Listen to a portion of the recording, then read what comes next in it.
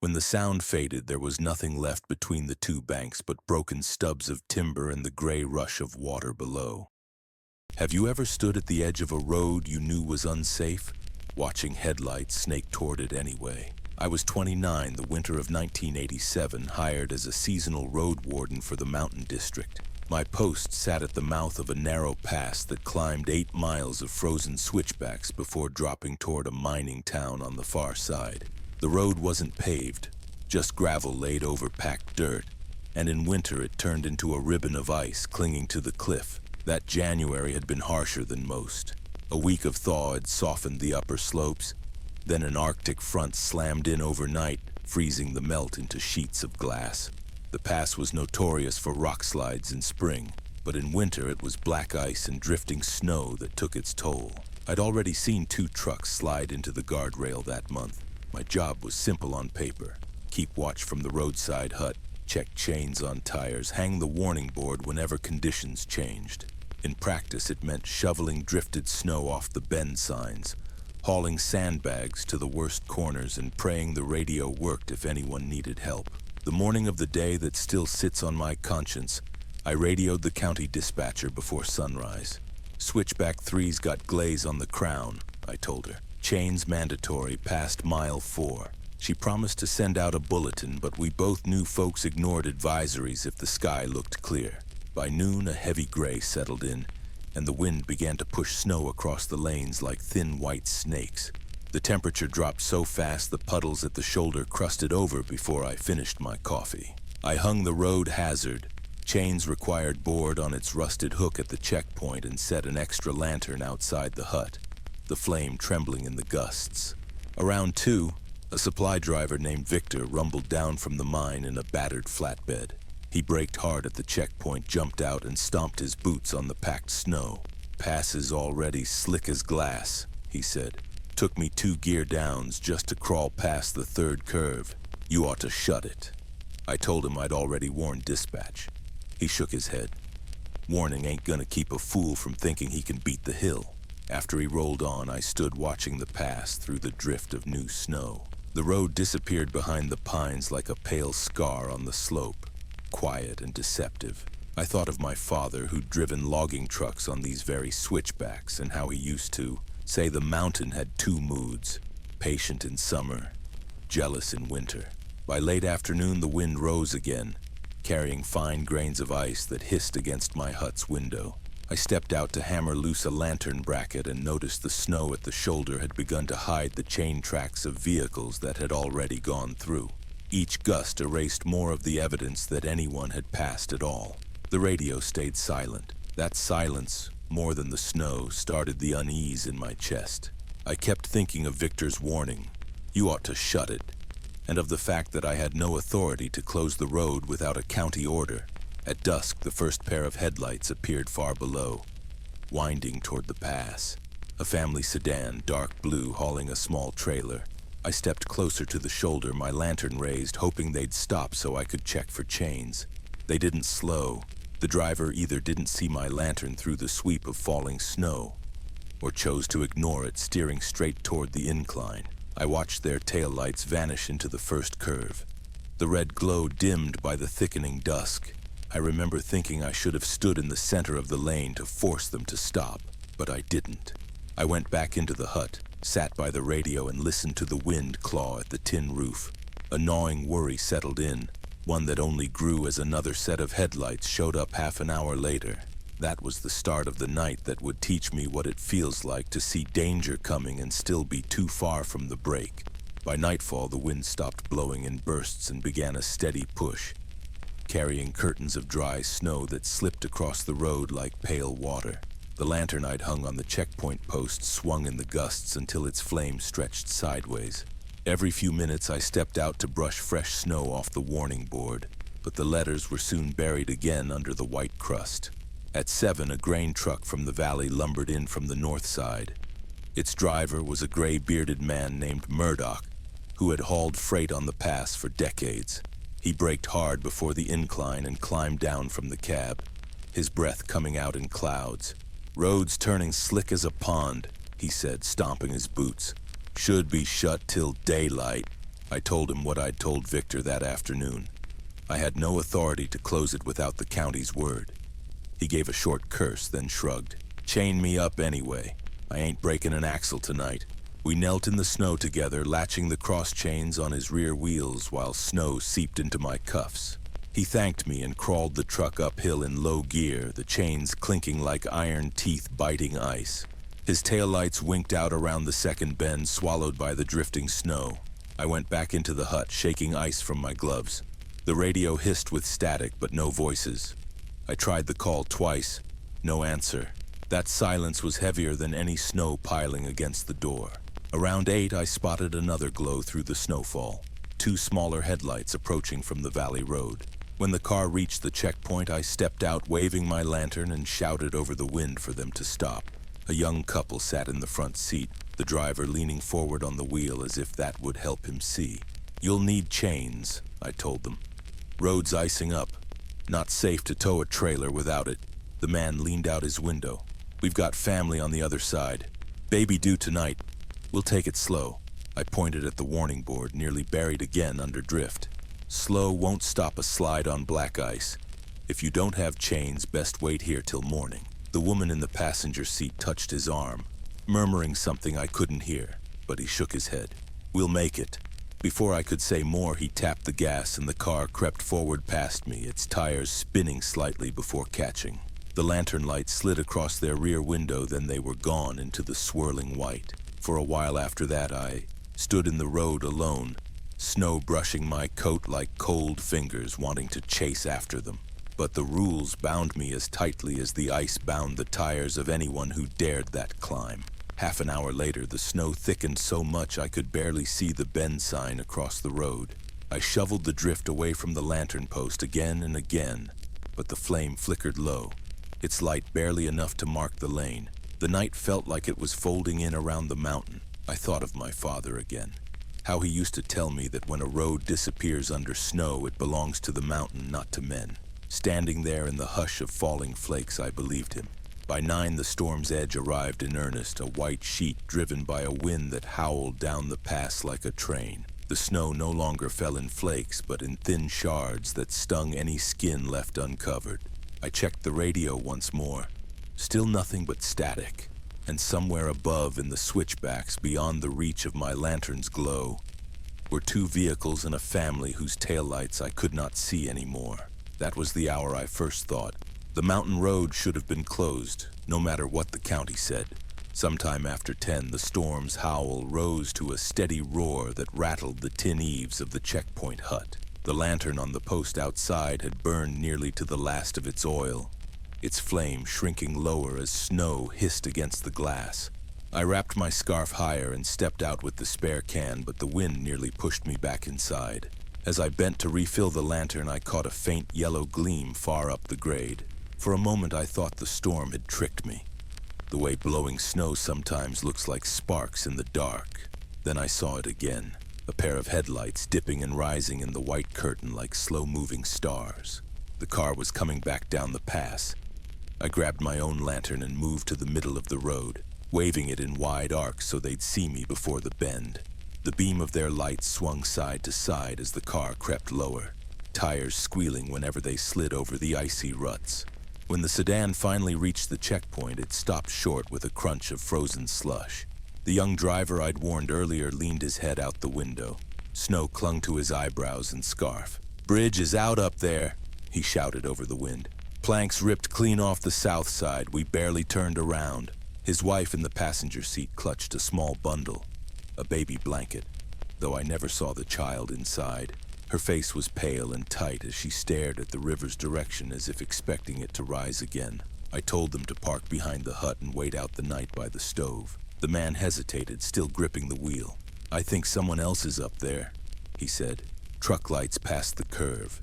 We flashed, but they didn't stop. Before I could ask more, a gust of wind cut his words short and rocked the car. I motioned them to pull off the road and led them inside. They stamped snow from their boots while I stoked the iron stove and set an extra blanket over the woman's shoulders. Leaving them by the warmth, I returned to the road with my lantern turned high. I kept scanning the bend where the storm thinned now and then, hoping to see another glow of lights. For long minutes there was nothing but the push of the snow and the groan of the trees on the slope above. Then, faint but real, I heard it, the distant grind of gears fighting for traction. It carried down the pass between the pauses of the wind. I thought of the grain truck that had gone up hours earlier. If it had tried to cross the bridge again to return home, it would have to come back down this same route. But the man's words, "Truck lights past the curve," echoed in my ears with a weight I couldn't shake. I set the lantern back on its hook at the post so its light would mark the checkpoint. Then I shouldered the short-handled shovel we kept for clearing drifts and began walking uphill into the storm, each step sinking ankle-deep. The road curved sharply beyond the second switchback, and the snow there was already knee-high in the ruts where the earlier vehicles had passed. I used the shovel as a walking stick. My lantern held low to keep the wind from snuffing it out. Halfway to the next bend, a low honk sounded through the snow, a horn blaring once, then fading. I froze, listening. It came again, weaker this time, like a call for help lost in the gust. I turned toward the sound and saw, for an instant when the wind thinned, the dull red blink of a taillight halfway buried in the drift ahead. The truck was off the road, nose tilted downhill toward the ravine. That was the moment I knew the mountain had claimed the road for itself and anyone still on it was in danger. I fought my way through the knee-deep snow toward the glow of that single taillight. The lantern's flame shivered in the gusts, casting long, broken shadows that leapt across the icy ruts. Each step slid a little, and the packed road beneath felt slick as glass. When I finally reached the truck, I saw how badly it had gone off the grade. The front wheels hung in the air over the ditch where the plow had carved the roadside bank weeks earlier. Its wooden bed sat crooked, half buried by the drifts that the storm had piled against it. The cab windows were fogged on the inside from breath. I rapped on the driver's side window with the butt of my shovel. A man's pale face turned toward me, startled, then relief washed over him. He cranked the window down just enough to shout through the crack. "Axle's stuck on the edge," he said, voice hoarse. "Rear wheels keep spinning. I can't back her out." His wife sat on the passenger side, a scarf wrapped up to her eyes, clutching a wool blanket around her shoulders. She nodded quickly as if to confirm his words, her breath clouding the glass. I told them to kill the engine so the tires wouldn't dig any deeper and to stay inside to keep warm. The truck's tailboard bore the faded logo of the grain mill in the valley, so it was the same one I'd watched climb the pass earlier in the day. I walked around to the rear where the snow had drifted higher than my knees. Kneeling there, I shoved at the packed drift with my shovel to clear a path back to the road. Each slice of the blade came up heavy with wet snow that clung stubbornly to the edge. The storm had eased just enough for me to hear the river below, its muffled rush beneath the ice. That sound always reminded me how close the road sat to the cliff's drop. When I had cleared a short track, I returned to the driver's side and asked if he had chains. He shook his head.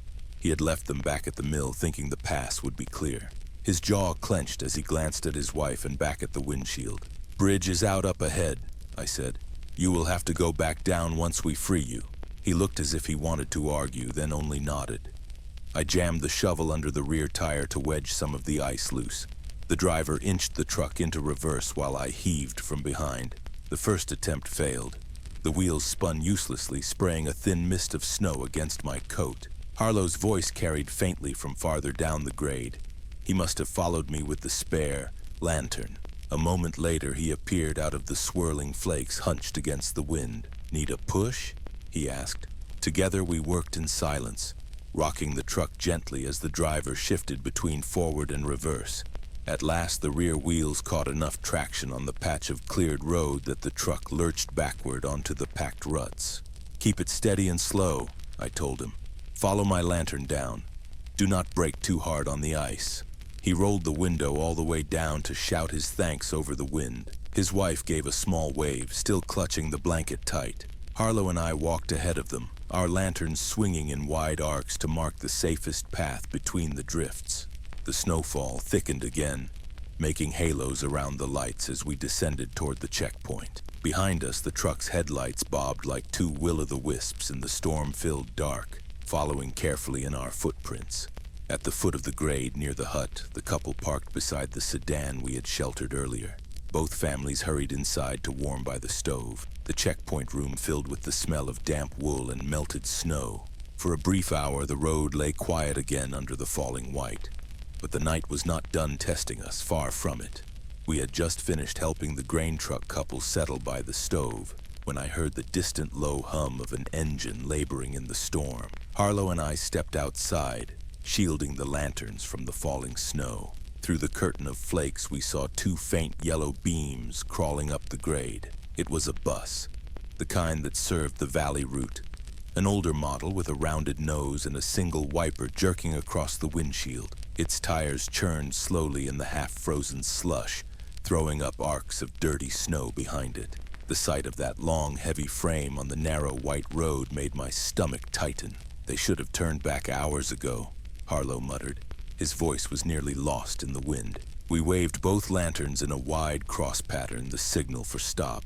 The driver eased the bus to a halt a few yards short of the checkpoint, snow squealing under the brakes. The door hissed open and a rush of warm breath from inside spilled into the night air, carrying the smell of damp coats and diesel.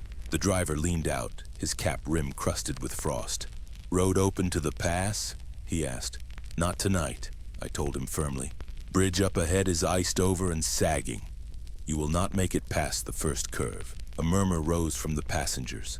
Farmhands, two women with baskets wrapped in tarps, and a boy clutching a bundle of books. The boy's eyes fixed on the lantern in my hand as though hoping it could light a way through the storm. The driver sighed, then asked if he could at least pull into the checkpoint yard to wait out the night. We guided him slowly off the grade, using the lanterns to show where the packed snow was still solid. The bus's rear wheels slipped twice but caught again on the gravel beneath the snow. Inside the checkpoint hut, we made space, pulling the benches closer to the stove so the passengers could warm their stiff fingers. The boy pressed close to the heat, holding out his book bundle as if afraid even the fire might dampen its pages. Someone passed around a tin of crackers, and the little room filled with the mingled smell of wet wool, kerosene, and wood smoke. I kept glancing at the road beyond the open door. The snow continued to fall thick and steady, hushing the world outside, covering the ruts of the bus's arrival almost as soon as they had been made. The white curve where the grade bent around the cliff edge was nearly hidden now, the faint wooden guardrail already frosting over in new ice. We had a full house. 2 families from earlier. The grain truck couple, the busload of travelers, and us 3 watchmen. Yet I felt more uneasy than comforted by the company. I knew the mountain would not rest just because we had gathered everyone together. As the night deepened, gusts rattled the hut's tin roof and sent tiny puffs of snow swirling in through the gaps near the door. The storm had a way of finding every crack to remind us it still ruled the night. Harlow nudged me at one point, nodding toward the frozen road outside. "You think it will hold?" he asked quietly. I shook my head. "Not till morning. If the wind keeps up, we may need to dig out before dawn." A sudden thud against the outer wall startled the passengers. It was only a snow-laden branch dropping from the weight of ice, but the sound reminded us all how close we sat to the edge of the storm's patience. In the lantern light, the faces of the travelers looked softer, humbled by the shared confinement. Strangers bound together by the road that should never have been open tonight. We stayed awake in turns, keeping watch at the window for any other latecomers climbing the grade. The mountain road lay buried under a fresh white sheet, and somewhere beyond the bend the river moved unseen beneath its crust of ice. Humming a low tune we could almost feel through our boots. That was the night the mountain gathered us like pieces on a single board, waiting for the next move none of us could predict. Near dawn, the storm's fury softened to a steady snowfall, the kind that falls without sound but never seems to stop. Through the checkpoint window, I watched the white curve fade under the deepening drift, the wooden guardrail now only a faint ripple in the snow. The driver of the bus stood beside me, rubbing his hands. "Think we will make it out by noon?" he asked quietly. "Depends on the bridge," I answered. "The engineers need to check the ice under the beams first." Even as I said it, I heard a low crack echo up the valley, a sound like distant thunder, except the sky above was too calm for thunder. Harlow and I locked eyes. He grabbed his coat and we stepped outside into the soft swirl of falling flakes. The noise came again, sharper, followed by a hollow boom that rolled down the frozen gorge. We jogged to the bend where the curve met the long wooden bridge. There, through the curtain of snow, we saw it. The middle span sagging low, its planks bowed by the weight of ice and water pressing beneath. A dark ribbon of water had carved a channel through the ice crust below, gnawing at the pilings. With every gust of wind, the bridge quivered like a trapped animal. Harlow swore under his breath. Any more weight on that and it's gone. We hurried back to the checkpoint and told the driver the bad news. His face fell. The passengers stirred uneasily behind him. There would be no travel that day, and no guarantee the bridge would last the morning. While the others stayed huddled in the hut, I returned to the bend with a lantern and a coil of rope. The lantern's flame looked small and frail against the white void, but its light caught the edges of the ice where the current gnawed through. I tied the rope to a fence post and ventured a few steps onto the bridge's near edge. The planks creaked under my weight, complaining with each footfall. A sharp pop made me freeze, a frost-cracked timber splintering somewhere out in the middle span. I stepped back fast, my heart hammering against my ribs. We posted ourselves in shifts at the bend to warn any late travelers from even trying to cross, but the road stayed empty. No one else dared the mountain that morning. By mid-morning, the snow eased to thin flakes that drifted lazily down, and the clouds began to lighten, yet the bridge continued to groan like something alive. Harlow said it would not survive the next thaw, maybe not even the afternoon sun. Inside the hut, the passengers watched us come and go, their breath still visible in the cold air despite the stove's steady heat. The boy with the book sat near the window, tracing a finger through the frost on the glass, staring at the buried road. Every time I stepped back outside, I thought about how close we had come to waving that bus forward the night before. If not for the storm forcing it to stop at the checkpoint, we might have been pulling people from the icy gorge at first light. That thought followed me each time I heard the bridge give another weary creak, as if the mountain itself was whispering what it could have claimed. By afternoon, the storm had cleared enough that sunlight spilled in broken beams through the clouds. That light felt almost cheerful until we saw what it revealed. The road ahead no longer looked like a road at all. Snowdrifts had buried the warning signs we had hammered in at dusk. Only the tips of the wooden posts poked above the white crust. Harlow sent me to dig out one of the signs closest to the bend. I sank to my knees in the drift and scraped away handfuls of packed snow until the red letters of road closed. Danger. Ice reappeared. I brushed it clean and jammed it deeper into the frozen berm so it wouldn't fall again. While I worked, I kept looking down toward the bridge. The river ice below was cracked open in a jagged dark vein, water pulsing through it like the slow breath of a creature beneath the frozen surface. The bridge sagged lower with every hour, the central span bending under its own frozen weight. Around mid-afternoon, a snowplow finally made its way up the lower road, engine coughing against the climb. The driver stopped at the checkpoint hut, climbed down, and told Harlow he'd been ordered to open one lane by nightfall. Harlow barked out a laugh that had no humor in it. "Open that lane and you'll be plowing people straight into the river," he said. "The bridge won't hold." The plowman shrugged, saying orders were orders, but one look at the bowed span shut his mouth again. He stayed to help us instead, using the plow blade to push fresh drifts into a berm across the approach. A wall of snow higher than a car hood. The passengers from the bus came out to watch us work in the thin winter light. One man in a heavy coat offered to help dig the second sign out of the drift. Even the boy who had sat tracing frost earlier carried a shovel that was almost taller than he was. Together we cleared a rough path from the hut to the road's edge and planted every warning sign we could find in a straight line across the snow-covered asphalt. The wind rose again toward evening, blowing thin, glittering streams of snow that stung our faces. For a moment I imagined the road beneath us wasn't there at all, only a frozen river stretching white and endless between the pines. As night came, we lit 2 lanterns at either side of the berm to warn off anyone who might wander up in the dark. Their glow trembled in the wind like 2 small stars battling the cold. Inside the hut, the passengers huddled closer to the stove while Harlow and I checked the rope line to the bridge one last time. The wood groaned again, a hollow, defeated sound that told us the river would win soon enough. I slept lightly that night, jacket still on. listening for the crack of timber that would mean the bridge had finally let go. When I dreamed of the red letters on the sign sinking slowly beneath new snow until no warning was left at all. The storm never roared again that night, but the river kept climbing in silence, inch by inch. At dawn, I walked out of the hut and found the lanterns still burning low against the snow berm, their glass frosted white. The air was colder now, sharp enough to bite my breath. I went to check the rope line we'd fixed to the bridge. Frost had stiffened it like a rod. When I tugged, the rope came back slack. The far end was no longer tied to anything. A hollow boom echoed from under the ice downstream, deep and distant, followed by a crack like gunfire. I stepped closer to the river's edge in time to see the bridge's middle span shift sideways as though shrugging off a burden it could no longer bear. The whole structure sagged, then tilted. The far post tore free from the frozen bank with a crunch of ice and timber.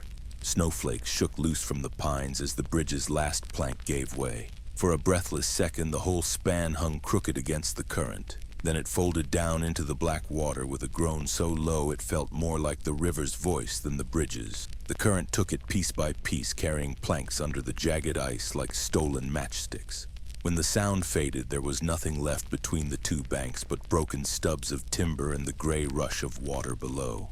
The rope trailed in the current, its frayed end bobbing like a question with no answer. Harlow came up behind me, silent as ever, and we stood together watching the river swallow the bridge we'd been trying to save. He said finally, "At least the road's closed now."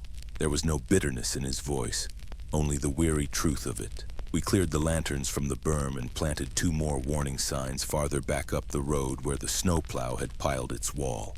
The passengers inside the hut crowded the windows, staring at the empty gap where the bridge had been. By noon, a helicopter came skimming low over the ridge to drop supplies and carry out the stranded families. I stayed behind to help Harlow collect the road markers and stack them by the hut. There was no road to mark anymore, only a memory of one. That night, as we packed our kit for the trip back down to town, I looked out at the frozen river and thought about the first time I'd argued to close the road. I had spoken too quietly then, too cautiously. If I had raised my voice sooner, maybe we'd have stopped the first car that nearly skidded off the bend. Maybe the bus would never have had to wait through the storm. Maybe the bridge would still be standing. I've kept the broken wooden head of one of those red road closed signs all these years. Its paint is faded and chipped, but I keep it leaned in the corner of my shed at home, not as a reminder of failure, but of what happens when a warning is given too late.